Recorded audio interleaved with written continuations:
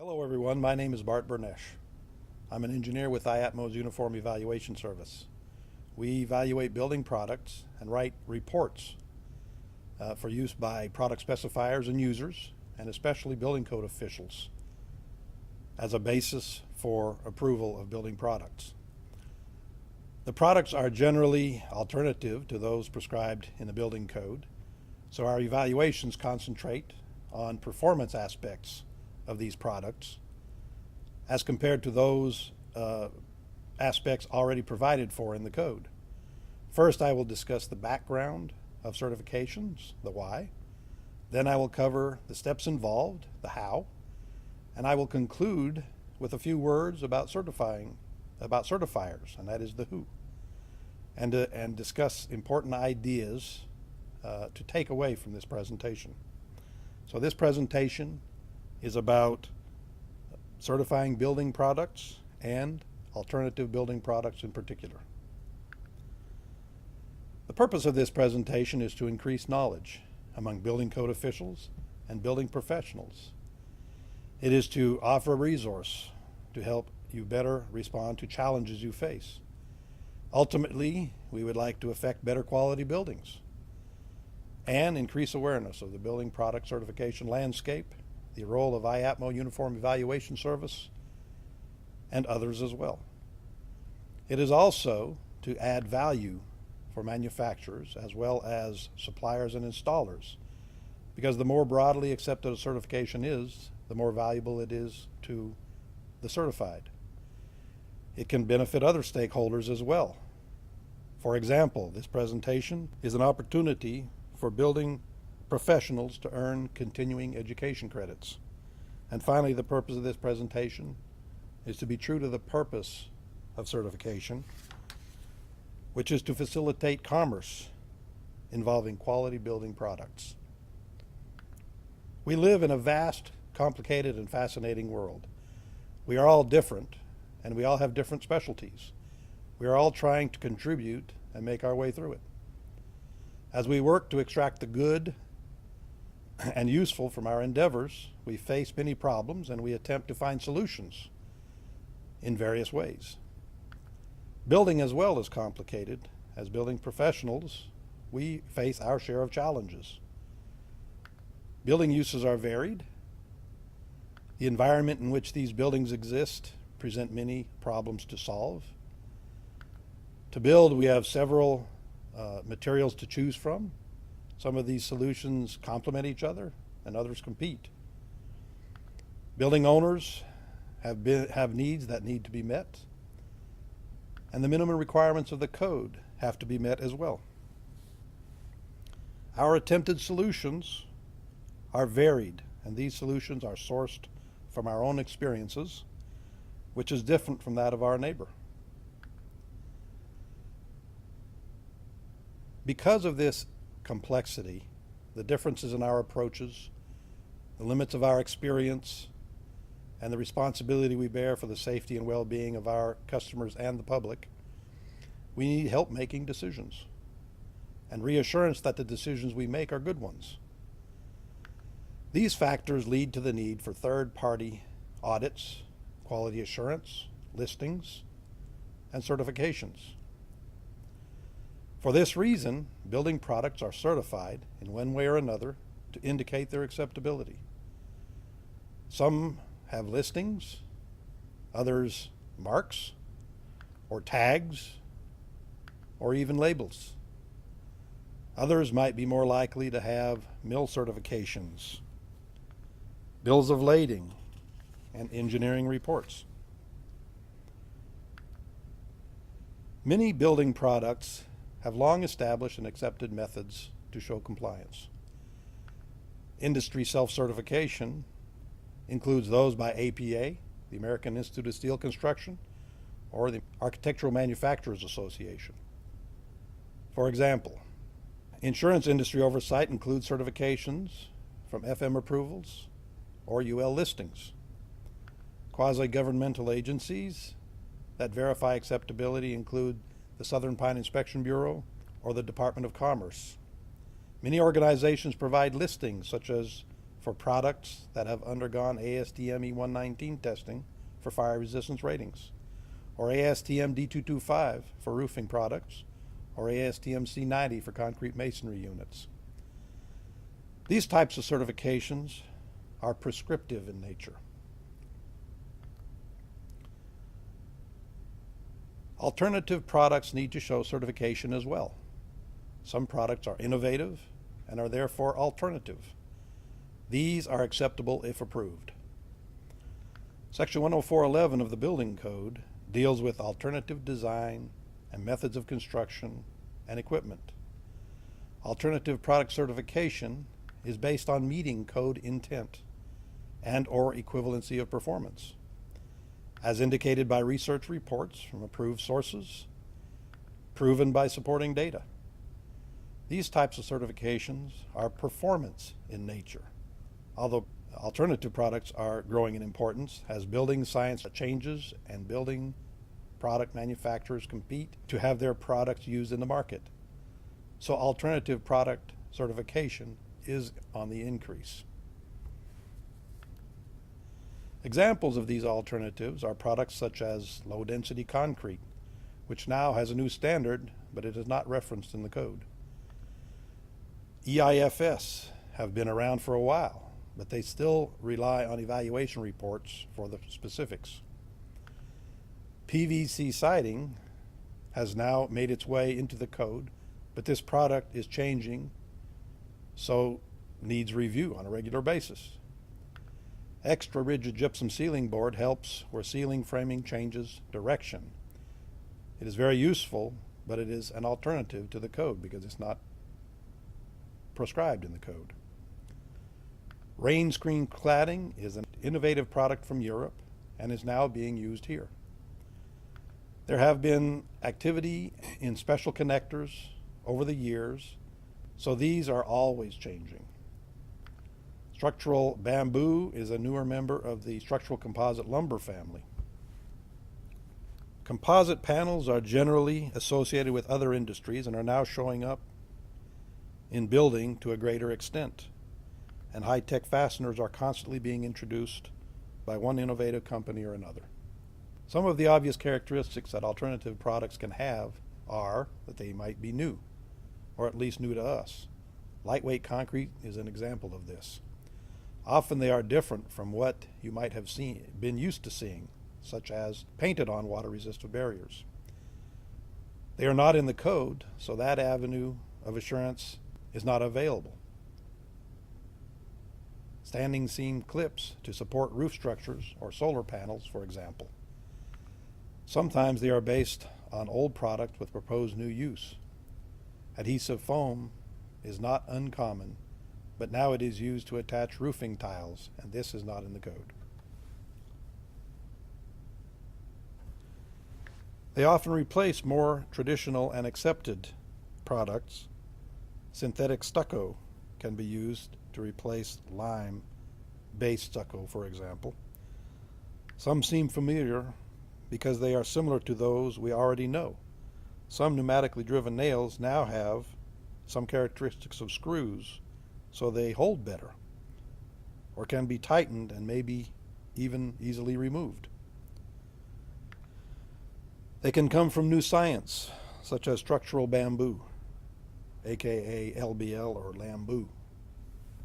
These types of products fall under Building Code Section 104.11 and often require alternative product certification. So what is building product certification? In general, it is declaring that a building product meets a relevant set of acceptance criteria. The declaration should assure users, and probably does depending on who is making the declaration, that the product is okay for use. The characteristics of the product are scrutinized in order to validate a claim of code compliance. Once confirmed, a certificate is issued, which is published on the website of the certifying agency. The International Standards Organization, ISO, calls this function attestation. But certification doesn't end there. Recognition is maintained through surveillance.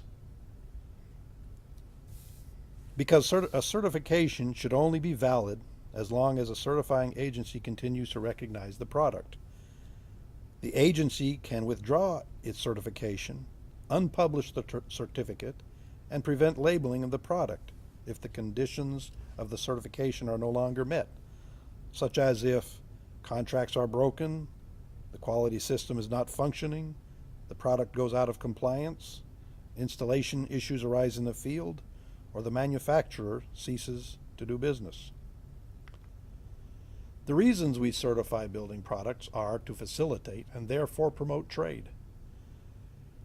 ISO 17065, which is titled Conformity Assessment, Requirements for Bodies Certifying Products, Processes, and Services, states that one reason is to give confidence or assurance that a product conforms. Implied in certification is that the product conforms. It will work, in other words. Other reasons we evaluate products and write reports are to provide good and useful information for users and especially building code officials, and generally to help the building industry maintain a level of quality and safety for the protection of the public. The stakeholders of building product certification, that is to say those who are affected by it, are building product manufacturers or licensees, and these are the report holders, their customers, building code officials, and the public.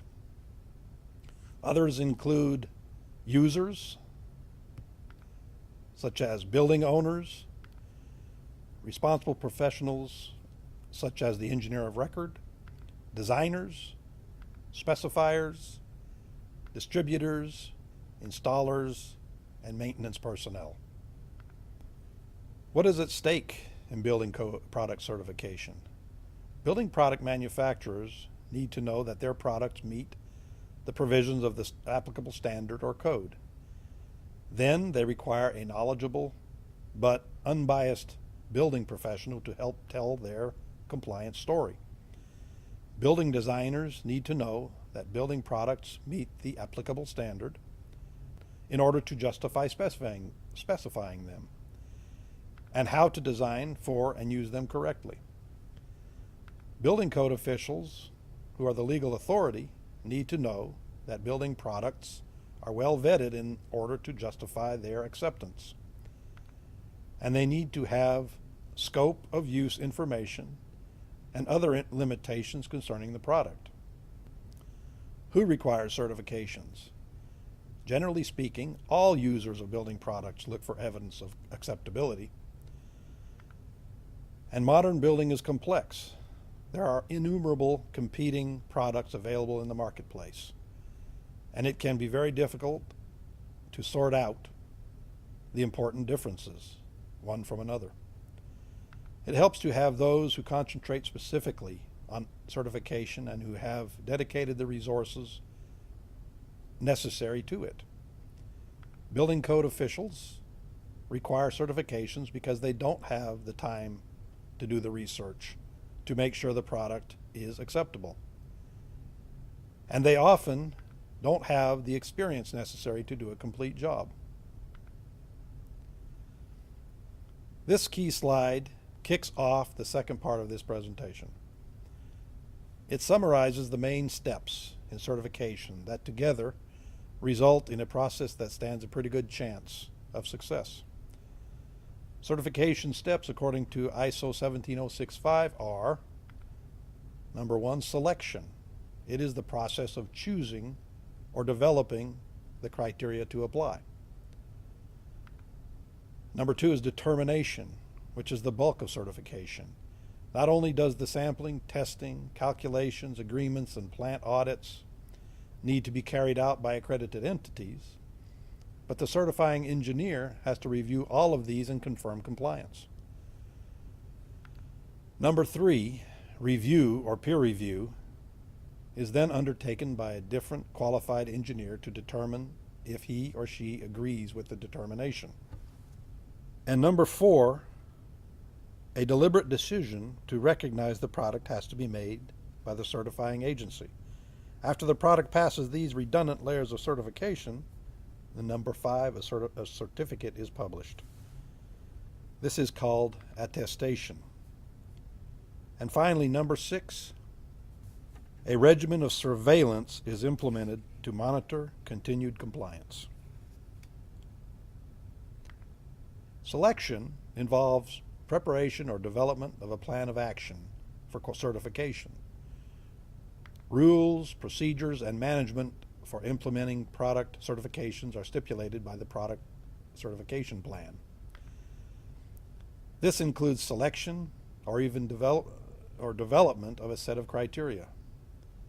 The requirements of a certification scheme are not generally dictated, but they must be appropriate.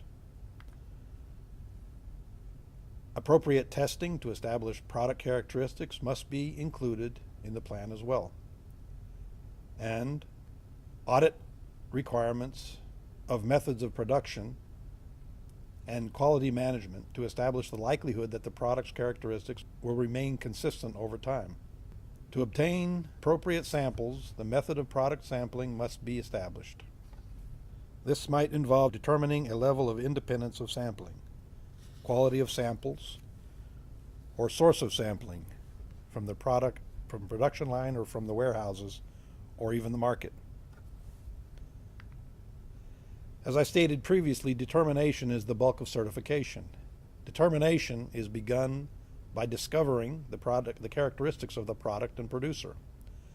This is done by accredited testing and auditing agencies and by engineers, experts, and consultants working independently on behalf of the manufacturer.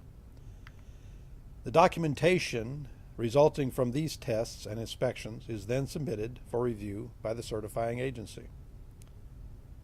The reviewing engineer goes through this submittal and compares the documents and data to the certification requirements from the selection step to make sure all of the agreements are in order, the product descriptions and installation instructions are present, the quality management system is described, the product's characteristics have been determined by the testing agency, and the designs and calculations are in accordance with national standards. In short, that the data forms a complete and coherent picture of the products and its uses, that the product meets the standards and its use conforms to the applicable building code provisions. The reviewing engineer works with the manufacturer and its representatives to correct and complete the package by identifying any omissions of data, inconsistencies in the documentation, or errors in the tests or calculations. It is important to note that the certifying engineer is not allowed to consult due to conflict of interest issues and is bound by confidentiality due to the proprietary nature of the information in the documentation. And all of the documentation is archived by the certifying agency as a safeguard against changing product characteristics. If the manufacturer alters the product without the knowledge of the certifying agency, the certification is rendered invalid. The next few slides are examples of some of the provisions required by ISO 17065, the conformity assessment standard, to show the types of things certifiers must pay attention to. Agreements must be in place to establish the legal structure of the recognition. This includes consideration, manufacturer acknowledgement of the importance of the criteria of acceptance, signatures, etc. The manufacturers must agree to be responsive to the direction of the certifying agency, and most of all, the building products must remain compliant. The manufacturer cannot change the production methods, raw materials, production line tests, go no-go policies, etc., without the knowledge of the certifier. The manufacturer must provide for testing and inspections, be open to scrutiny by the accredited auditors and the certifying agency, and take complaints seriously by addressing them in a manner acceptable to the certifying agency. All claims by the manufacturer must be consistent with the certification, and the manufacturer must not do anything to jeopardize the reputation of the certifying agency. The manufacturer must use agreed upon label as a sign of product compliance, and he must track complaints and document the actions they took. The manufacturer must inform the certifier of any changes that could affect the certification. When the manufacturer makes claims that it is certified, the claims must be complete and accurate, including in any literature the manufacturer distributes. And if for some reason the certifier terminates its recognition, the manufacturer must stop labeling and cease making claims of certification. Review in this case means peer review by another qualified building professional. And the questions that the reviewer must ask him or herself are, did the reviewer apply the correct criteria? And was the review done correctly? Note, due to archiving, the reviewer has access to the same data that was used in the review. But at the time the peer reviewer goes through the data, it should be complete and in order. If the first engineer was adequately thorough, that is. The reviewer should also ask if the first engineer followed the established policies, such as those for impartiality, because the certifying entity must manage its impartiality as well in accordance with 17065. A word about oversight. The evaluation engineer and or peer reviewers are registered building professionals, and most have code certifications such as certified building official designation as well. All are subject to state boards of professional regulation, but oversight in this process is much more extensive than just peer review. The technical committee that approves the reports are certified building professionals independent of the reviewers, and the committee that approves the criteria is composed of building code officials. Furthermore, the more accepted certification agencies, such as IAPMO, UES, are audited regularly and accredited by ANSI. And the report users are architects, engineers, code officials, and manufacturers. Interested parties from all over the country, including competing manufacturers, can and often do contact the certifier whenever a question arises concerning the validity of an evaluation report.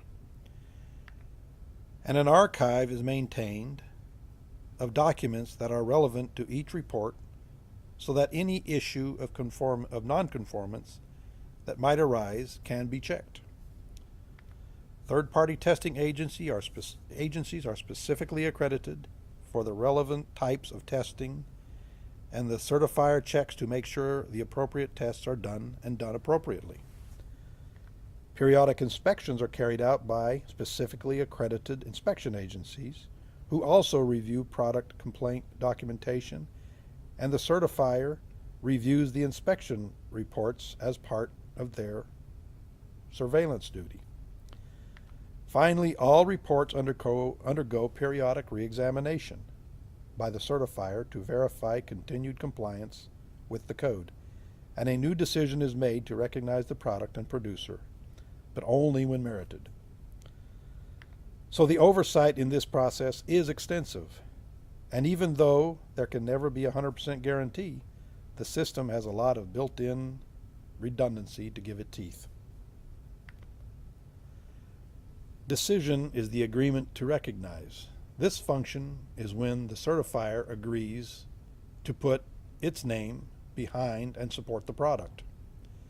Because the certifier is reasonably certain that the product will perform adequately, because the requirements of the governing criteria have been met, because the product is being produced in a consistent manner, and because all foreseeable safeguards are in place. Attestation is for the certifier to tell interested parties that they have checked out the product and are willing to back it with their name. They issue a statement that fulfillment of specified requirements has been demonstrated. The statement is in the form of an engineering report and is posted on the certifier's website. The attestation signifies recognition, and because the product is recognized, it can be labeled to tie the product to the report. Furthermore, recognized product is required to be labeled to give important recognition information to users and to show which certification agency is responsible for the review and therefore has the ability to answer questions concerning product recognition. Through surveillance, the certifier monitors continued conformance.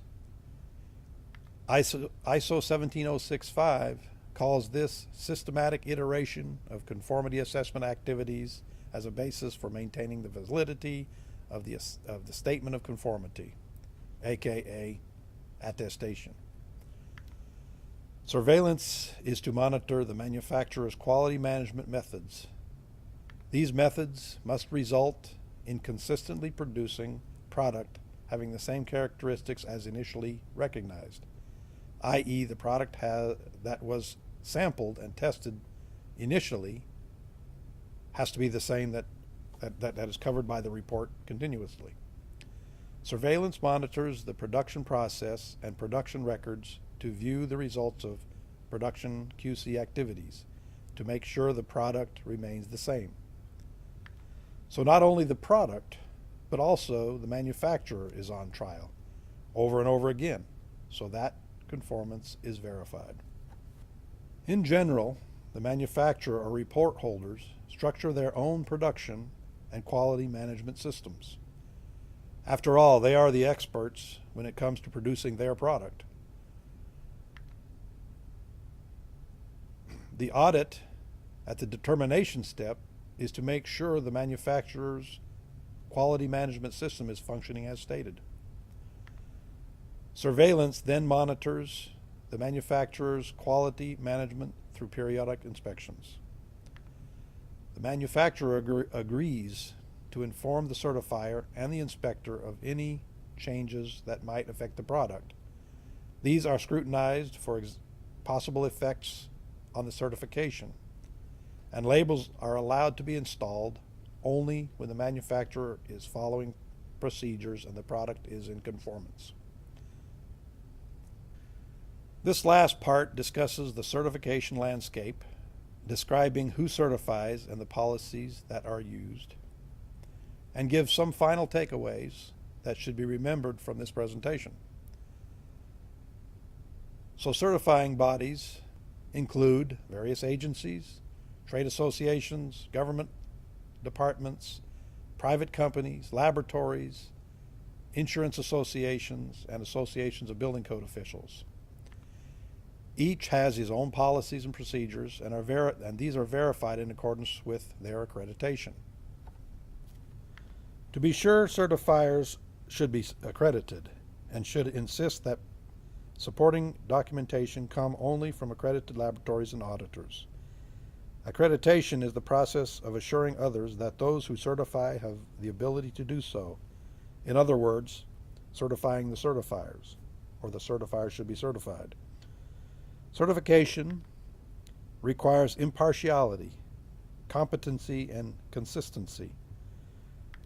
The value of a certification is trust that is built through documented evidence of adherence to good and sound policies. The next few slides specifically describe IAPMO's Uniform Evaluation Service as an example. The UES staff has experience in building and design, building codes, building product certification, manufacturing, and other related fields. The engineers have the necessary credentials to provide assurance, i.e. they are PEs, structural engineers, chief building officials, etc., and are members of various technical associations such as the Structural Engineers Association, American Society of Testing Materials, American Concrete Institute, International Code Congress, American Wood Council, and others. UES is ANSI accredited and therefore certified. We work closely with various industry experts, and we require accredited labs and inspection agencies. IAPMO itself is an association of building code officials and has been providing codes and services for over 75 years. So UES is trusted by code officials. IAPMO has diverse experience, which is especially helpful because we deal with alternative products. The staff has varied backgrounds in legal, mechanical, chemical, structural, geotechnical, manufacturing, inspection and testing, etc. Its products include listings, reports, inspections, testing, criteria, standards, and code. And IAPMO has a strong worldwide infrastructure, which is important considering where building materials are being manufactured today. At UES, we use existing acceptance criteria and existing standards. When appropriate, we engage in criteria development. We collaborate with industry experts in our selection step to determine the appropriate criteria to use. Our evaluation criteria are approved by the Committee of Building Code Officials, and our evaluation reports are approved by an independent technical committee of engineers.